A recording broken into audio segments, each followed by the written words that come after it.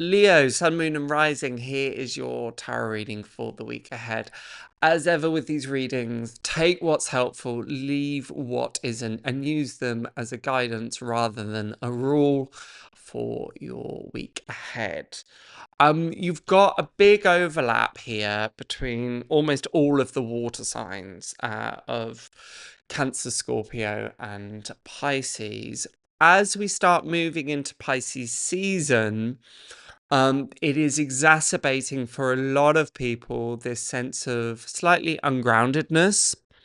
And also, as part of that ungroundedness, I don't necessarily just mean in terms of feeling a bit scattered, feeling a bit unsure of where we're putting our next steps, feeling a little bit heads up in the air, not quite sure where we are, although that is in part playing out. I would also say ungrounded in so much as where our energies, efforts, and desires are being placed, they're not seemingly coming into fruition. That isn't a sign necessarily that those ambitions, those desires are wrong by any means.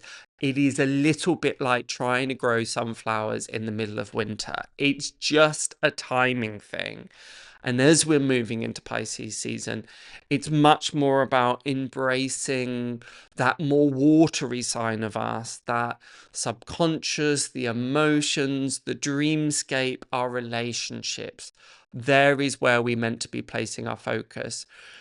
This also seems to be highlighted and made more acute by the fact that we, over the Christmas period and the January period, we had a lot of pentacles coming up, talking about the awareness of finances and the material world and what we're planning on doing in our next chapter. This is simply a shift. And what we may find is that we're trying to continue on in the same way, and we're still trying to get things moving and off the ground. I've said this before, probably not to you, Leo, but certainly to another star sign. Maybe it was you. Let me know in the comments below if it was.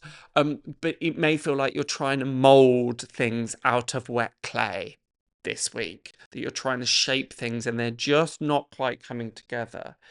The reason that I say this, and this is why it was brought to mind that there's some big crossover between your reading and the water signs, is that we've got the Three of Pentacles and the Seven of Pentacles both in reverse within your reading, bookending your spread. The Seven of Pentacles this way normally talks about patience that is required in our endeavors. You can see that the farmer has spent much time plowing the field, sowing the field, watering his plants and pulling them up. And there is a certain ambiguity around the Seven of Pentacles in so much as, is he looking a bit disappointed? The fact that it's in reverse seems to recommend that actually that is part of the energy here. The Seven of Pentacles is the Lord of Perseverance. So there is a big call across the board, not only within your reading, but generally, because we've been seeing the Chariot card come up a lot in a lot of the readings, and that is the card of perseverance. This is an important thing. The fact that we've got the Three of Pentacles in reverse, that's normally the card in part to do with collaboration, also in part to do with building our empires, putting the necessary, it's the card of growth being the number of 3, and it's putting the bricks together in order to start building upon what we want to create, particularly in terms of finance and work. The fact that that is also reversed is emphasizing and reaffirming this idea that, you know, things might not be slotting into place as we perhaps would wish them to. That is likely to lead to a bit of anxiety with the Page of Swords. And we've also got the Seven of Swords in reverse too. I've just twigged that we've got the Seven of Swords and the Seven of Pentacles, and the trump of the Chariot card is 7 as well. And 7 is the number of endurance. So that really does play out here. I know that that anxiety that is expressed through that Page of Swords can feel a little bit, oh, Is that a bit of a grim message? Oh gosh, I'm not sure I want to kind of feel that. It's more to advise that don't necessarily change your mind just because things aren't kind of blossoming or burgeoning in the way that you'd perhaps hoped or anticipated. Doesn't mean that you need to go and dig up the seeds and plant them elsewhere. Or that, oh, okay, I need to throw more water on them to get this going quicker. Patience is a virtue. Patience is a virtue. And a lot of the suggestion here has been, and this is another card that has been turning up quite a lot, is the Lord of Love, the Two of Cups.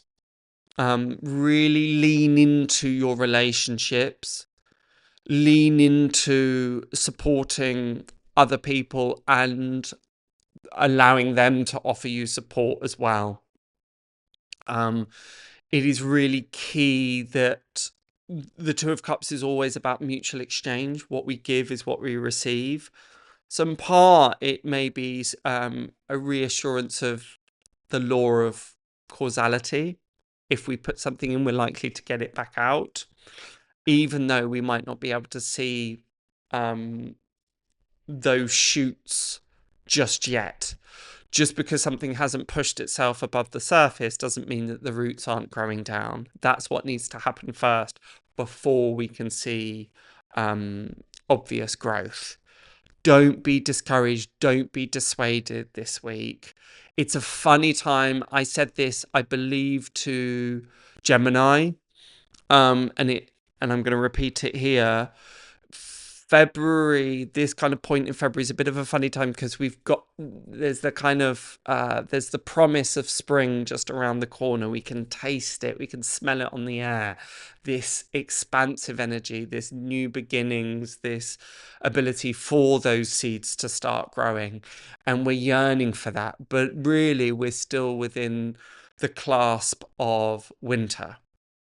And this isn't to bring you down by any means. It's just recognizing these patterns and cycles, and anything that is worthwhile requires patience. There's that wonderful advert, isn't there, that says, good things come to those who wait. And that is really key here. My biggest piece of advice for you this week, Leo, is represented in that Page of Swords and that Seven of Swords reversed. Don't get distracted by what is shiny. Don't change your mind. Don't change your tactics. There can be a temptation when things aren't planning out in the way that we'd anticipated or hoped. Well, it needs meddling with, it needs changing, it needs shifting. And actually, all that's probably going to do. I love this seed analogy, if I do say myself. I love this seed analogy. If you dig them up and then move them into another pot of soil, all you're likely to do is disturb those seeds. And those seeds were thinking, hey, I was just about to set root here. Now you're putting me somewhere else. So they're having to go through another period of adjustment.